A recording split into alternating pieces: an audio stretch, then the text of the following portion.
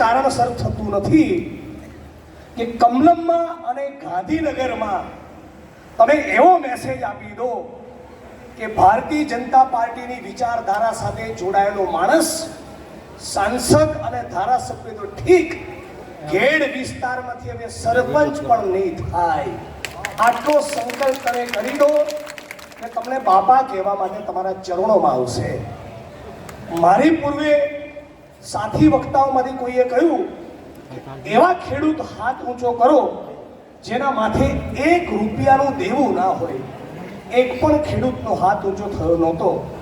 હું એક સવાલ પૂછવા માંગુ છું, અહીંયા બેઠેલામાંથી જે હિન્દુ હોય એ હાથ ઊંચો કરો. બધા જ છે. આ હિન્દુ ધર્મના નામે છેલ્લા 30 વર્ષથી 35 વર્ષથી આ દેશની અને ગુજરાતની પથારી ફેરવી નાખી. આ રામના નકલી ભક્તોને ઓળખી લો. જસદણમાં ભારતીય જનતા પાર્ટીની મહિલા કાર્યકર્તાએ કહ્યું, મારી પાસે માહિતી છે કે ભાજપના 6 નેતાઓએ બળાત્કાર કર્યા અને છતાં ગુનો દાખલ કરવા તૈયાર નથી. આ ચોરોને અને રામના નકલી ભક્તોને ઓળખવામાં આપણે ફેલ ગયા અને એના કારણે મારા વિધાનસભાના મુક્તેશ્વર ડેમમાં પાણી નથી અને એના કારણે આ ખેડ વિસ્તારની સમસ્યાનું 30 વર્ષથી સમાધાન થતું નથી. બધું જ તમે જાણો છો. એટલે આ ધર્મની રાજનીતિમાંથી પેલા મુક્ત બની ગયા. આ દેશ હિન્દુ, મુસ્લિમ, શીખ, ઈસાઈ બધાનો છે. સ્વતંત્રતાના આંદોલનમાં તમામ જ્ઞાતિના ધર્મના લોકોનું રોઈ વહ્યું છે. સંત કબીરે કહ્યું છે कि हिंदू कहे थे राम हमारा, मुसलमान रहमाना, आपस में दोनों लड़ाई मरे थे, मर्म कोई नहीं जाना. આ મર્મ આપણે ગુજરાતીઓ સમજી લેવાનું છે. આ નરસિંહ મહેતાનું ગુજરાત જે વૈષ્ણવજનની વાત કરી છે કે વૈષ્ણવજન તો તેને રે કહીએ જે પીડ પરાઈ જાણે રે. હવે ચોરો તો તમારી પીડા જાણવા જ માંગતા નથી, તમને પૂછવા તૈયાર નથી. અને એટલે ફરી કબીર સાહેબની પંક્તિ બરાબર તમે પામી જશો એવી આશા સાથે મારી વાણીને વિરામ આપું છું. કબીર સાહેબે કહ્યું છે કે એક રામ દશરથ કા બેટા, એમ જ પકડ્યા છે, ખાલી એની પાછળ છે કે એક રામ दशरथ का बेटा, दूजा जो घट-घट में बैठा, तीसरे राम का सकल पथारा, चौथा सबसे निर्गुण सबसे न्यारा. એની વ્યાખ્યા પણ ના થઈ શકે. આટલું તમે જો સમજી લો, હિન્દુ મુસ્લિમ વાળી બવાલમાં ના પડો. આ ગદ્દારો જે દેશના આંદોલનમાં નહોતા, સ્વતંત્રતાના આંદોલનનો ઇતિહાસ જોઈ લો. અમને સરદારજીને ચાદર ચડાવીશ તો ચાદર ચડાવીશ, એમાં તમારે દોઢ દાપણ નેતાઓએ કરવાની જરૂર નથી. આટલું 6.5 કરોડ ગુજરાત સમજી જાય તો મારા મત વિસ્તારના કર્માવતમાં પાણી બી આવી જાય અને ખેડના પ્રશ્નનું સમાધાન પણ થઈ જાય. છેલ્લે એ વાત જે લાલજીભાઈએ કરી, લાલજીભાઈ જ્યારે સરનું આંદોલન કરતા હતા ત્યારે ગાંઠ મારીને નીકળ્યા હતા. એ દિવસે ઘરે પાછો જઈશ, જે દિવસે સરકારને ઝુકાવીશ. સંકલ્પ મજબૂત કરો. મંચ ઉપરના ભાષણથી નહીં ચાલે. ભાજપમાં સૂંપડા સાફ કરવાનો સંકલ્પ કરો. આપણા વિસ્તારમાં, આપણા મોહલ્લામાં ખેડૂતોની વચ્ચે એમનો એક માણસ ફરકવો જોઈએ નહીં.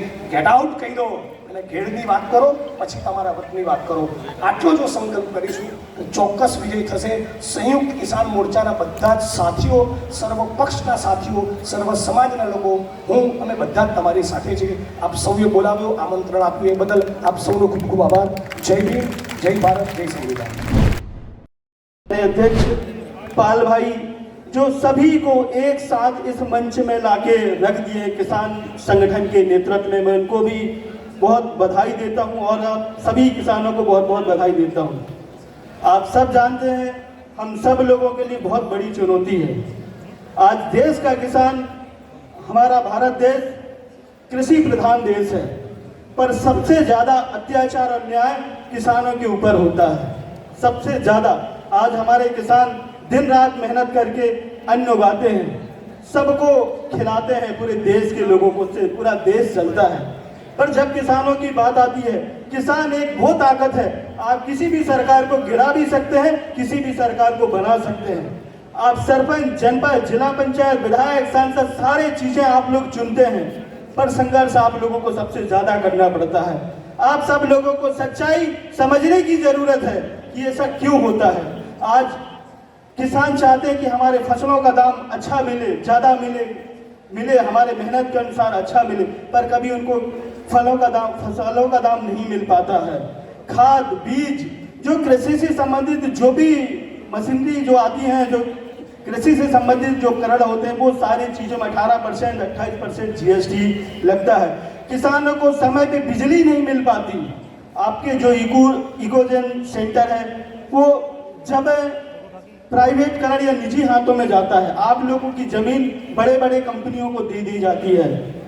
हम सब, आप सब लोगों के साथ में हैं। AICC की तरफ से हम बात रखेंगे हमारे संगठन में कि आप लोग लड़ाइयाँ लड़िए और संगठन के सभी पदाधिकारियों जो भी किसानों के साथ में काम करें, लोगों के बीच में जाइए, उनसे संवाद करिए, उनके चीज़ों को समझिए कि उनकी क्या समस्याएं हैं। क्योंकि जब ये गुजरात महात्मा गांधी जी का जन्मस्थली है, सरदार पटेल जी का जन्मस्थली है, तो पूरा यहाँ से एक मैसेज जाना चाहिए कि अब किसान जाग रहा है, अपने हक और अधिकार की लड़ाई लड़ना चाह रहा है। जब तक आपको न्याय नहीं मिले, जब तक आपको लड़ना पड़ेगा। लड़ाई लड़ने से जब तक न्याय नहीं मिलेगा, आपको लड़ना पड़ेगा, आपको संघर्ष करना पड़ेगा। और सब आप से पहले मैं किसान का बेटा हूँ।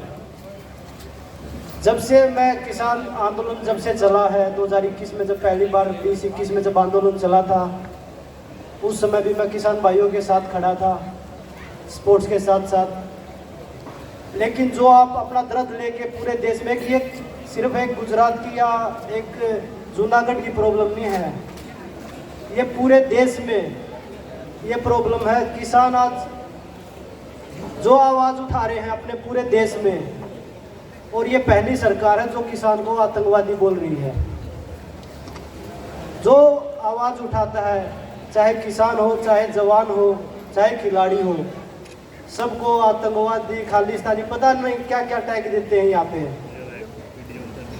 मुझे यहाँ पे आके पता चला कि यहाँ पे जो समस्याएं किसान भाई जो झेल रहे हैं, चाहे वो बाढ़ की हो, चाहे वो बंजर जमीन की हो, जो किसानों की जमीन को ज़बरदस्ती हड़पने का काम हो, कुछ उद्योगपतियों के द्वारा सरकार उनका जो सहयोग कर रही है, जो उनको ज़मीन दे रही है, तो बहुत दुख होता है। अभी सभी बोल रहे थे कि भाई ज़मीन, धरती हमारी माता है, तो कोई हमारी माता को ज़बरदस्ती, धरती माता को ज़बरदस्ती उसको हड़पने का काम कर रहा है, तो कोई भी किसान ये सहन नहीं करेगा। और जो लड़ाई आप लड़ रहे हो ना, वो लड़ाई सिर्फ आप लोग ही लड़ सकते हो और कोई नहीं लड़ सकता। पाल भाई ने बोला कि भाई मैं पहले किसान की आवाज़ उठाऊंगा, किसान का बेटा हूं, ना कि पार्टी की आवाज़ उठाऊंगा। तो वो बिल्कुल सही बात है। पहले हम किसान हैं और किसान कृषि प्रधान देश बोल रहे हैं। हमारा देश कृषि प्रधान देश बोला जाता है। उसके बावजूद हमारी ज़मीन को हमारे किसान हमें MSP मांग रहा है कि हमारी फसलों का न्यूनतम मूल्य दिया जाए। सरकार जब चुनाव होता है तो 4.5 साल गायब रहती है। जब चुनाव आता है 5-6 महीने बच जाते हैं, जब आपको बड़े बड़े वादे बोलती है कि भाई हम आपको फसलों का ठीक मूल्य देंगे, हम आपके साथ हैं, किसान हमारे देवता हैं, बड़े बड़े वादे करते हैं। लेकिन 4.5 साल फिर वो किसान को भूल जाते हैं। फिर किसान को, आज भी किसान आंदोलन जारी है पंजाब और हरियाणा के बॉर्डर पे, उनको लाठियां मारी जा रही है। 4.5 साल कोई नहीं पूछता।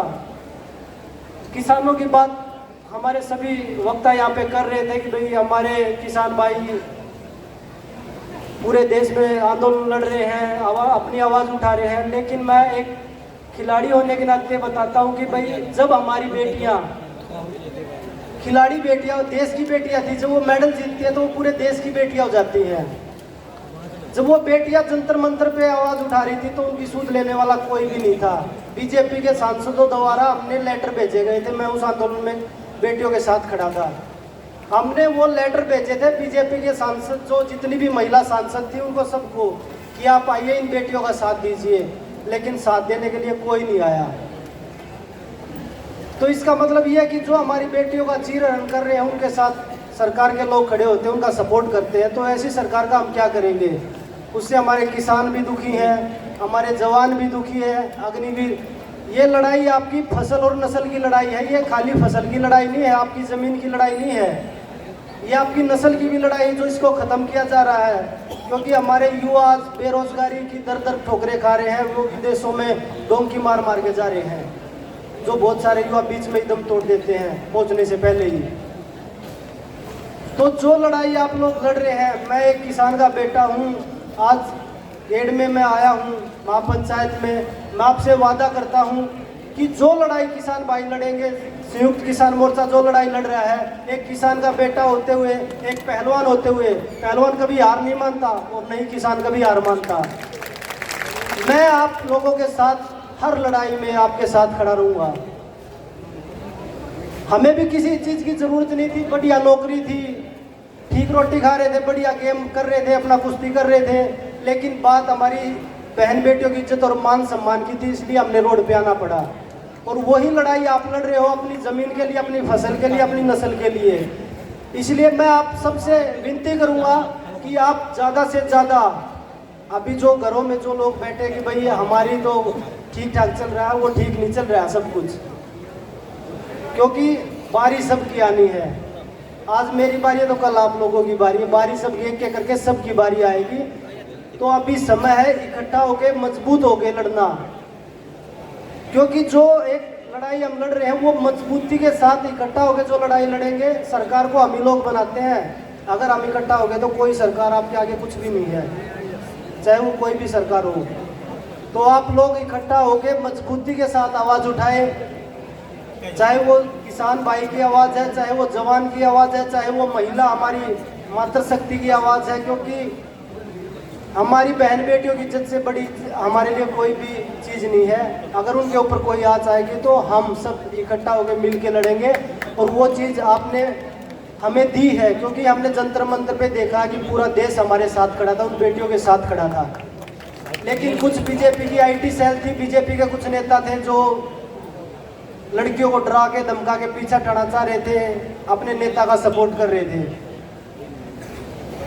तो मैं बस यही बोलूँगा आप लोगों को कि आप लोग इकट्ठा होकर ताकत के साथ, आपको यहाँ जिग्नेश भाई हैं, पाल भाई हैं, लाल जी बैठे हैं, हमारे योगेंद्र यादव जी जो किसानों की आवाज़ पूरे देश में बुलंद कर रहे हैं, हर स्टेट में डिस्ट्रिक्ट में जाते हैं।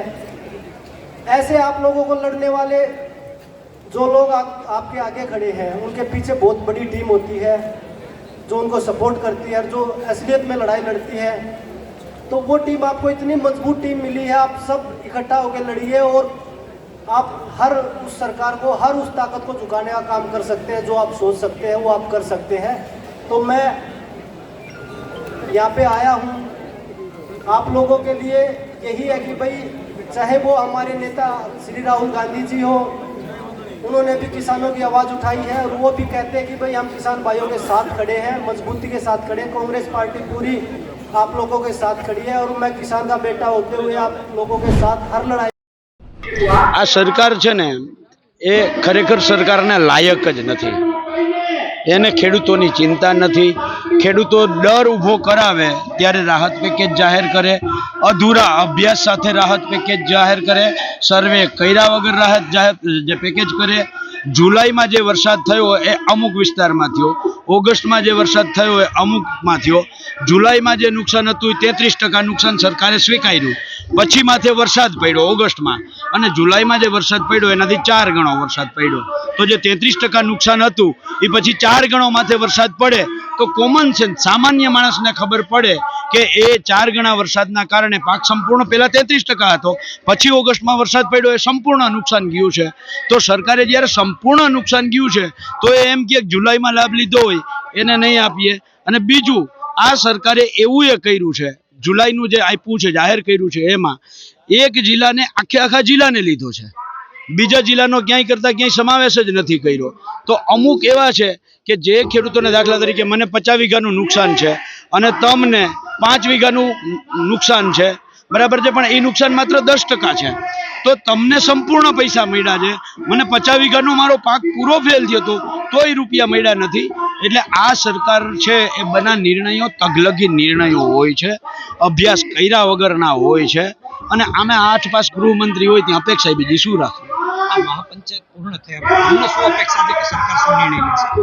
અમે આજથી 2 દિવસ પહેલા અમદાવાદથી પ્રદેશ કોંગ્રેસ કાર્યાલયથી પ્રેસ કરી અને જાહેર કર્યું હતું કે જો સરકાર ખેડૂતોના ચાલુ વર્ષના દેવા માફ નહીં કરે, ચાલુ વર્ષનું પાક ધિરાણ માફ નહીં કરે, તો અમે આખા જે 104 તાલુકાઓ 15 જિલ્લાઓ જ્યાં 140% કરતાં વધારે વરસાદ છે એ તમામ જિલ્લાઓમાં જઈ અને ચાલુ વર્ષનું પાક ધિરાણ માફી લીલો દુષ્કાળ જાહેર કરવાની માંગણી સાથેનું એક ખેડૂતનું ફોર્મ ભરાવી અને કલેક્ટરના માધ્યમથી મુખ્યમંત્રીને પહોંચાડીશું અને જરૂર પડી તો ગુજરાત હાઈકોર્ટમાં જઈને પણ પાક ધિરાણ માફી માટેની લડાઈ કરીશું.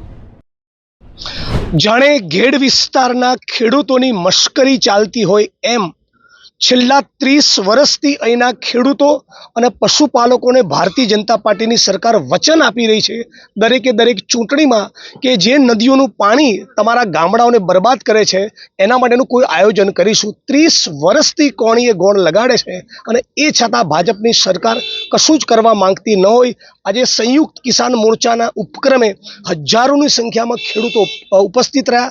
બધા જ આક્રોશિત છે, નારાજ છે, આંદોલિત છે અને મને લાગે છે આવનારા દિવસોમાં સરકારે વાત ન સાંભળી, એમના પ્રશ્ન માટે કોઈ નક્કર આયોજન અને બજેટની ફાળવણી ન કરી તો આ આંદોલન ગાંધીનગર સુધી પણ પહોંચશે. જે સરકાર હિન્દુ ધર્મના નામે સમાજને વહેંચે છે એને કહેવા માગું છું, આજના મંડપમાં 99.99% ખેડૂતો ગુજરાતી હિન્દુ હતા. શા માટે તમે એમની વાત સાંભળવા તૈયાર નથી? એ સવાલ આપના માધ્યમથી પૂછું છું. જી સર, આપે કીધું કે ભાઈ મોટા મોટા બ્રિજ બને છે, ઓવરબ્રિજ બને છે, ત્યારે ખેડૂતોને લઈને નાની નાની બાબતો જે છે. બિલકુલ, સુરતમાં, વડોદરામાં, રાજકોટમાં, અમદાવાદમાં, શહેરોમાં જે પ્રમાણેનું ઇન્ફ્રાસ્ટ્રક્ચરલ ડેવલપમેન્ટ થયું એનું અમે દિલથી સ્વાગત કરીએ છીએ. ગુજરાતમાં જે પ્રમાણેનો ઔદ્યોગિક વિકાસ થઈ રહ્યો છે એનું પણ સ્વાગત કરીએ છીએ. પણ એ ખેતી, ખેડૂત અને ગામડાને ભોગે ન હોઈ શકે. ખેડૂતોની ઉપેક્ષા કરવી અને બીજા વિસ્તારમાં જ ડેવલપમેન્ટ કરવું આ વિકાસની રીત સામેનો વાંધો છે અને જનતા લોકતંત્રમાં સર્વોપરી છે. તો જ્યારે ઘેડ વિસ્તારના 50 ગામડા એ ડિસ્કનેક્ટ થઈ જતા હોય, સંપર્ક વિહોણા થઈ જતા હોય અને એવું રાજ્યની સરકાર રેકોર્ડ ઉપર કબૂલતી હોય અને છતાં એમની લાગણીને માગણીને નહીં સાંભળવી, આ એક પ્રકારનો ઘમંડ છે. અને એટલા માટે કમલમ અને ગાંધીનગરને કહેવા માગું છું કે જો તમે ન ઈચ્છતા હોય કે આ આંદોલન ઉગ્ર સ્વરૂપ ધારણ કરે તો તાબડતોબ આના માટે બજેટમાં ફાળવણી કરી યોગ્ય આયોજનની જાહેરાત કરો. संयुक्त किसान मोर्चा और घेड़ विकास परिषद के तत्वावधान में हुई इस खेड़ूत महापंचायत से एक बात स्पष्ट है कि पूरे देश में जो गुजरात मॉडल के नाम पर पेश किया जा रहा है वो गुजरात का मॉडल तो नहीं है, यहाँ के खेड़ूत का मॉडल तो नहीं है. मुझे ये देखकर बहुत दुख हुआ कि पूरे देश में जिन योजनाओं को उपलब्धि के रूप में बताया जाता है, भारतमाला और इससे यहाँ के किसान को कितना नुकसान हुआ. ये देख के बहुत दुख हुआ कि इतने किसानों की जमीनें पानी में डूबी हुई हैं और सरकार के पास उनको मुआवजा देने के लिए कुछ नहीं है. घोषणा अब तक हुई है, मुआवजा नहीं मिला है. और भी दुख हुआ कि पूरे देश में नरेंद्र भाई मोदी कहते हैं प्रधानमंत्री फसल बीमा योजना गुजरात में लागू नहीं है और उसके बदले में गुजरात सरकार ने जो योजना बनाई उसमें एक पैसा नहीं दिया है आज तक. मुझे ये देखकर शर्म आई कि बाकी देश में प्रधानमंत्री एमएसपी की बात करते हैं, खुद गुजरात में मूंगफली जो प्रमुख फसल है यहाँ सौराष्ट्र की, उसमें 1357 रुपए मण की बजाय 1000 रुपया मण भी नहीं मिल रहा किसान को. मतलब हाथी के दांत दिखाने के और खाने के कुछ और. स्वतंत्र सेनानियों ने जय किसान जय जवान ऐसा नाम दिया था. अभी 70% हमारे किसान हैं और 30% अन्य लोग हैं. अभी इको जोन की बात हो रही है, क्या बोलेंगे? इको जोन अच्छा विचार है, पर्यावरण बचाना चाहते हैं, बहुत अच्छी बात है. शेर को बचाना चाहते हैं, बहुत अच्छी बात है. लेकिन एक बात समझ लीजिए, भारत में कहीं भी कभी भी फॉरेस्ट डिपार्टमेंट ने जंगल को नहीं बचाया है. जंगल और पर्यावरण तभी बचेगा अगर खेड़ूत बचेगा, आदिवासी बचेगा, मालधारी बचेगा, तभी जंगल बचेगा. इन दोनों को बेदखल करके, इन दोनों को परेशान करके आप ना जंगल बचा सकते हैं, ना शेर बचा सकते हैं, ना पर्यावरण बचा सकते हैं. देखिए हाल सबसे पहले तो मैं आपका धन्यवाद करूंगा। और हाल बहुत बुरे हैं किसान के यहाँ पे, क्योंकि यहाँ पे जब समुद्र किनारे जब नदियाँ जाती हैं तो पूरे गांव को लपेट के लेकर जाती हैं, चाहे वो किसान के पशु हों, चाहे किसान की फसल हो, चाहे किसान के खेत हो। और कई कई गांव अभी जो मैंने यहाँ पे आके पता चला कि भाई कई कई गांव तो ऐसे हैं जो 10-10 15-15 दिन कांटेक्ट ही नहीं हो पाता उन गाँव से। मान लो कोई हरी बीमारी हो गई किसी को भी, तो वो कहाँ जाएंगे? अगर वो वहाँ से गांव से निकल ही नहीं सकते तो उसको तो वहाँ घुट घुट के मरना पड़ेगा। तो आप बोल रहे कि भाई हम हर जगह कि भाई हम गुजरात मॉडल लेके आ रहे हैं। मैं गुजरात में ही खड़ा हूँ अभी, मुझे तो यहाँ कोई मॉडल नहीं दिखाई दिया जो ये कनेक्टिविटी है जहाँ यहाँ की। तो मुझे तो बड़ा अजीब लगा कि भाई गुजरात में भी ऐसी चीज़ें हैं जहाँ पे हमारे किसान भी दुखी हैं, जवान भी दुखी हैं, नौकरी नहीं है जवानों के लिए, तो करे क्या। इसलिए मैं यहाँ पे गेड़ में आज आया हूँ। और किसान भाइयों ने यहाँ महापंचायत के संयुक्त किसान मोर्चा ने यहाँ पंचायत करी है। तो मैं आपके माध्यम से यही बोलूँगा कि मैं किसान भाइयों के साथ पहले भी खड़े थे, आज भी खड़े हैं। और आज एक ये सूरत की बात नहीं है, जूनागढ़ की बात नहीं, ये पूरे गुजरात की बात नहीं, ये पूरे देश की बात है जहाँ पे किसान दुखी हैं। जब खिलाड़ी थे तब से लेके अभी तक आपने जो निर्णय लिया, उससे पहले भी बहुत राजकीय लोगों ने निर्णय लिया था कि हम समाज सेवा करेंगे, उसके बाद फिर उसको इंफ्रास्ट्रक्चर डेवलपमेंट के लिए, लोगों के साथ रहने के लिए उसको राजकारण या तो पॉलिटिक्स अपनाना पड़ा। आपका क्या राय है? इसलिए हम पॉलिटिक्स में आए हैं कि भाई हम अपने जो जिस वर्ग को दबाया जा रहा है, चाहे वो किसान है, जवान है, महिला है, मजदूर हैं, जो भी संगठन जो आज दबाए जा रहे हैं, उनके साथ मजबूती के साथ उनकी आवाज़ बन के आगे बढ़ेंगे। उनको साथ लेके कि भाई हाँ, जो ये दमनकारी सरकार है इसको हटाओ, देश को बचाना तो इसको हटाओ और यहाँ पे अच्छी सरकार, आपकी अपनी सरकार चुनो।